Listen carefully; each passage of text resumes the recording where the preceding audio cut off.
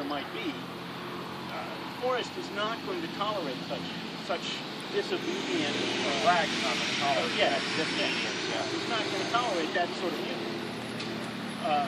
I believe that meeting never happened. I believe that Dr. Cowan conflated the September 30th meeting with a different result that he wanted. He sort of projected onto Forrest. And in Cowan's account, only appears much later, long after Forrest was voted. Bragg was long dead by then. No one can really. That meeting didn't happen after he captured the signal station. No. And possibly never happened. Right. There were two meetings. There was a meeting on September 21st and one on September 30th. But they ended much differently than the way. Where's Red House Ford? Yeah, Red. It's where the old Federal Road, or the Rossville-Ringgold Road, crossed West Chickamauga Creek. The best landmark for that, do you know where the Brainerd Optimist drag strip is? Along I-75 there. Okay, when you at the drag strip, if you start down the drag strip and when you cross the finish line, if you don't apply your brakes, when you go off of the end of the drag strip and go into the creek, you'll be at Red House Ford, Red House Bridge. It's almost literally straight off the end of the drag strip.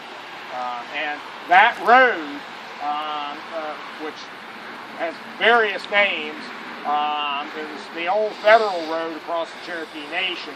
Most Civil War participants call that stretch of it the Rossville to Ringgold Road. That was essentially the I-75 of the Civil War time period between Chattanooga and Atlanta. Because if you were going to go from Chattanooga to Atlanta by road at that time, you would have come from Chattanooga down Rossville Boulevard to Rossville Gap, gone up West Side Drive by the north side of the Iowa Monument, gone up over the ridge, gone down past the entrance to Lake Winnepesaukah, and then gone out across the creek, gone along the drag strip, over the ridge line at the Cloud Springs Road interchange on I-75, come down that ridge and hit 41 at Pine Grove Church, and then take 41 into Ringgold, and then through Ringgold Gap, and at Old Stone Church you would have gone right to go down through Tunnel Hill and Dalton. So it was essentially the I-75 of the Civil War time.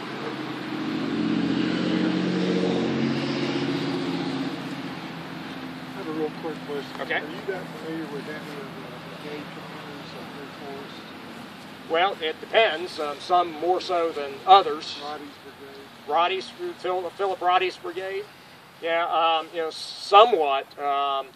They are mostly under Forrest in 1864, 1865. Okay. But Philip Roddy's brigade goes all the way back to really the early period in the war, particularly the latter part of 1861 and early 1862. There was a lot of limited sentiment for Southern independence in Alabama, particularly in a belt of counties in northern Alabama. And particularly after the Confederates began to talk about conscription, there was real concern about what these young men are going to do in this area. And Philip Roddy said, let me use my influence, and I will organize them, and they can do some Confederate service as long as you promise that they will only serve in North Alabama. And they spent most of the war just serving along the south side of the Tennessee River. Periodically they will make raids north of the Tennessee River in North Alabama. Bragg wants them to join the raids against Rosecrans' supply line in October of 1863. They actually cross the river, but they don't cross until after every Yankee in North Alabama and southeast Tennessee is stirred up, and They've kind of run into it. Yeah, So you think Roddy's brigade is here? no, they are not here. Now, you will find them in some tables of organization for Chickamauga because tacitly they fall under Joseph Wheeler's command. And in fact, Bragg and Wheeler have called Roddy eastward to join Bragg's army before the Battle of Chickamauga.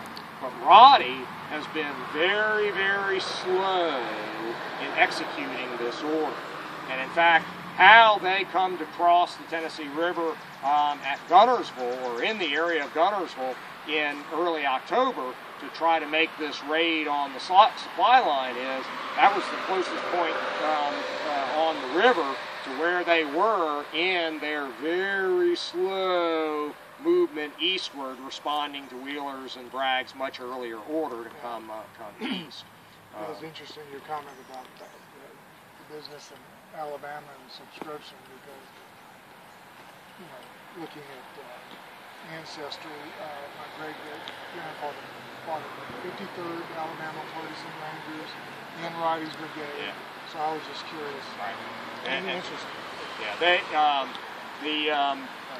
that whole region of Alabama was such, and a lot of it has to go with the quality of the land and how they're tied into the larger economy. They were very reluctant to be fighting for Southern rights as an independent nation. Now Forrest will get some more out of them in 1864. Will take them with him on a couple of his forays into West Tennessee and Middle Tennessee. But I get the sense that when that happened, a lot of them disappeared, stayed south of the river. They would fall into the category of reluctant Confederates.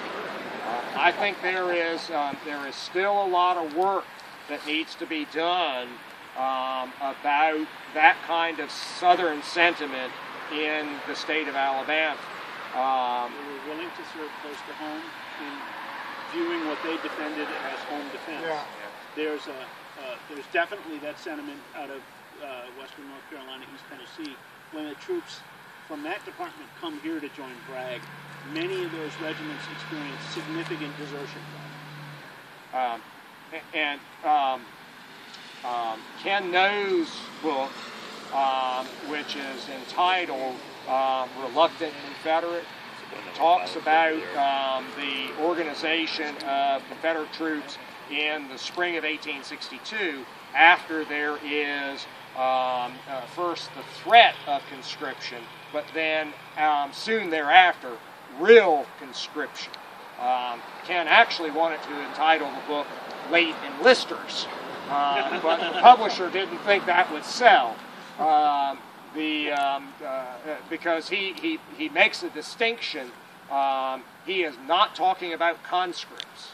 He's talking about guys who do actually volunteer.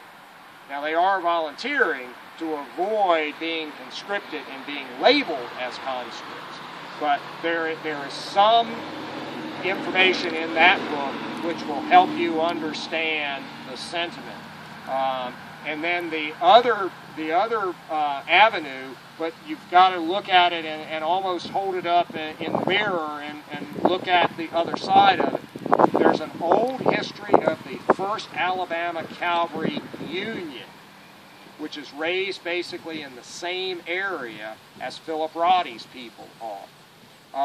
And that history has some very useful things in it. But remember, those guys, they want to fight for the Union from the beginning. They actually have to leave their home area to go off into Union lines where they can get organized to become the 1st Alabama Cavalry. They start to come together as a larger unit after the Union Army comes back, reoccupies Bridgeport and Stevenson, and companies start appearing on the order of battle. But a lot of where you see discussion of motivation, a lot of that starts to provide insight into that belt. And then there's another really, really, really good book entitled Loyalty and Loss, which is about Alabama Unionists.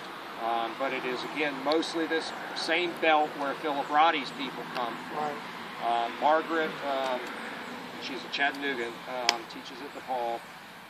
Margaret Story is the author. Either one of those books up at the seminar? Not in the bookstore at this time. So,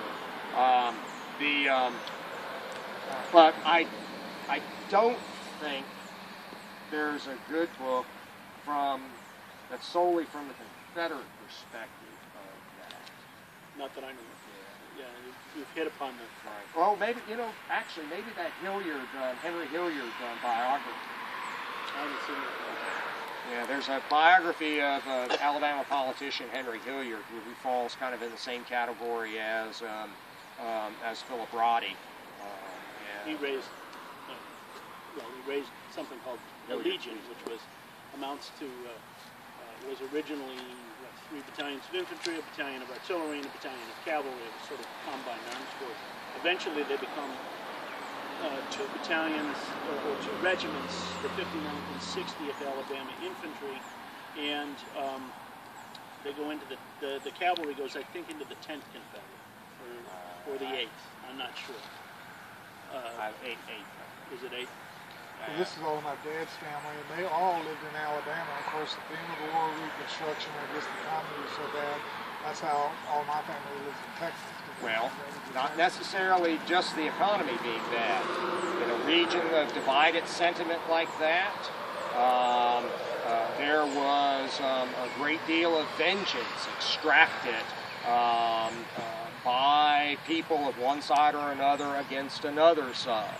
And if your family had service in Roddy's cavalry, some of those victorious Unionists from that same area very likely came back and lorded over their success over their former, at least tacitly, secessionist neighbors.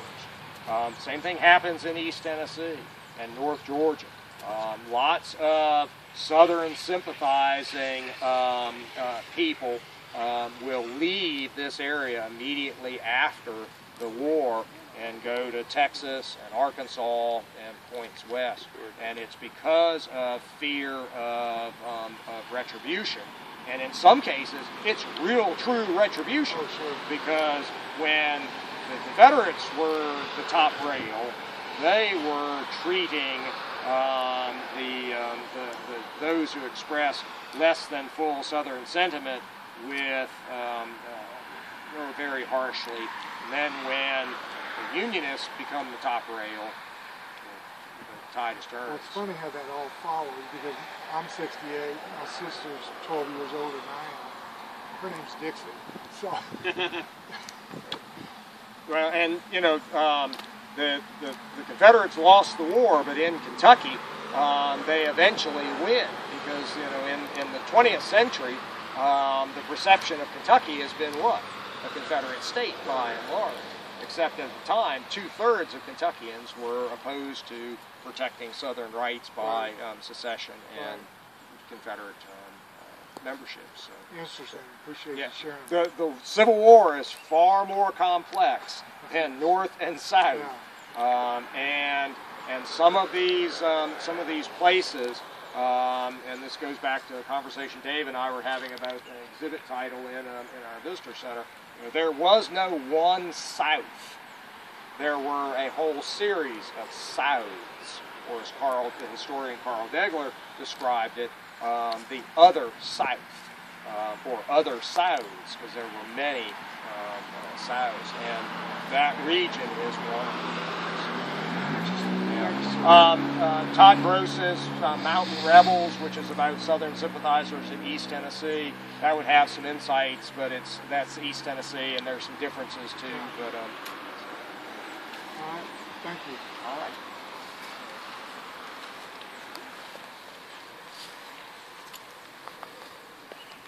Guess we're ready to hit